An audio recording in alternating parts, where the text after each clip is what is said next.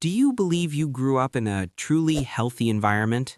We have this idea of childhood as this perfect, safe time. But for so many of us, it was way more complicated than that. Maybe it felt chaotic, unpredictable, or even painful. And here's the thing, right? When that kind of environment is all you've ever known, it just feels normal. You just assume this is how families work. The anxiety, the feeling that you have to be careful, you just learn to live with it, and you might not even know it's there. Today, we're going to talk about something that can be, well, really personal and sometimes a little tough to unpack. We're going to gently go through 5 signs that your childhood might have been more difficult than you even realize. And I want to be clear, this isn't about blaming anyone. It's about understanding ourselves with a lot more clarity and maybe a little more kindness. Okay, so our first sign is all about how our brain deals with being totally overwhelmed. It's this idea of reverting to childlike ways of coping. See, when we're under huge stress, especially the kind we might have felt as kids, the logical thinking part of our brain can kind of go offline. And when that happens, the survival part takes over, and we just default to the old tricks we learned to get by when we were little. Yeah, there's actually a name for this. It's called age regression.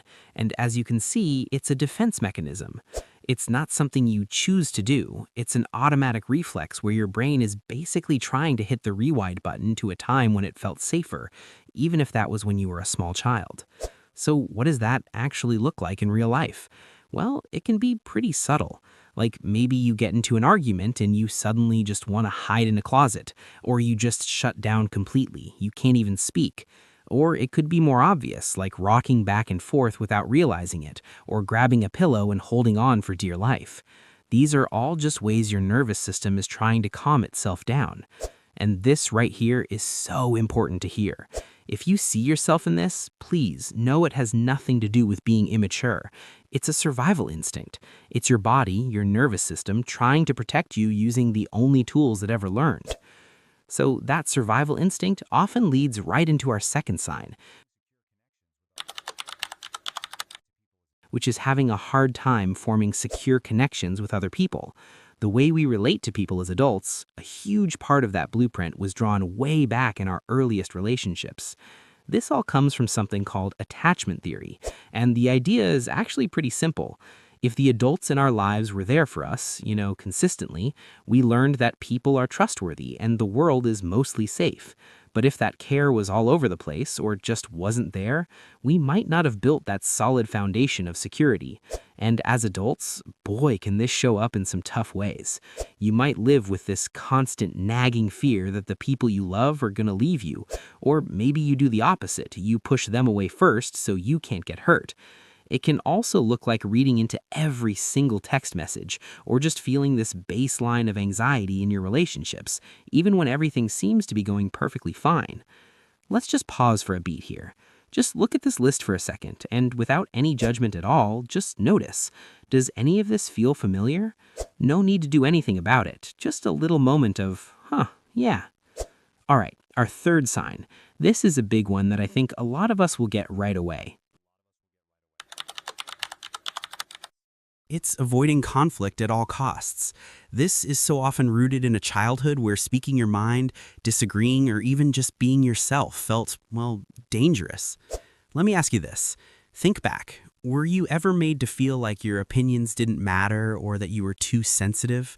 Or maybe you just learned the hard way that bringing up a problem would just make everything a whole lot worse for you. If that sounds familiar, then your brain probably learned a very simple, very powerful rule for survival.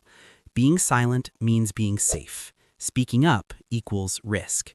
Staying quiet means you'll get through it. And now, as an adult, that can make it almost impossible to say no, or to tell someone when they've hurt your feeling. And that feeling of needing to stay quiet is often deeply connected to our fourth sign. This one is an inside job. It's that persistent nagging feeling of just not being enough. As kids, we figure out who we are by seeing ourselves reflected in the eyes of the people raising us. But what if that reflection was always critical? What if your mistakes were put under a microscope while your achievements were barely noticed? You might have internalized this incredibly painful belief. It becomes the quiet little soundtrack playing on a loop in the back of your mind. And that one little belief, I'm not good enough, it really affects so much. That's why you might get a huge promotion and just say, oh, it's nothing. That's why you feel so awkward when someone compliments you. It's that constant self-doubt, that feeling that you're always chasing approval, hoping that the next thing will finally make you feel like you're okay. Okay, let's talk about our fifth and final sign. And this one might be a little surprising. All of that pain we've been talking about, if it's not dealt with, it has to go somewhere. And sometimes it comes out as risky or self-destructive behaviors. Things like reckless decisions, substance use, or constantly putting yourself in harmful situations. Now, here is the absolute key to understanding this. It's usually not about seeking a thrill or being reckless for the fun of it. Far more often, it is a desperate attempt to numb emotions that feel completely overwhelming. It's a way to feel something else for a little while, or maybe to just feel nothing at all. Okay, so as we wrap this up, if any of these 5 signs felt a little too familiar, I want you to really hear this. This isn't about finding something that's wrong with you. None of this is your fault. These are not character flaws. They are survival strategies. They are things that helped you get through. They're just part of your story, and that is the most powerful thing to take away from all of this.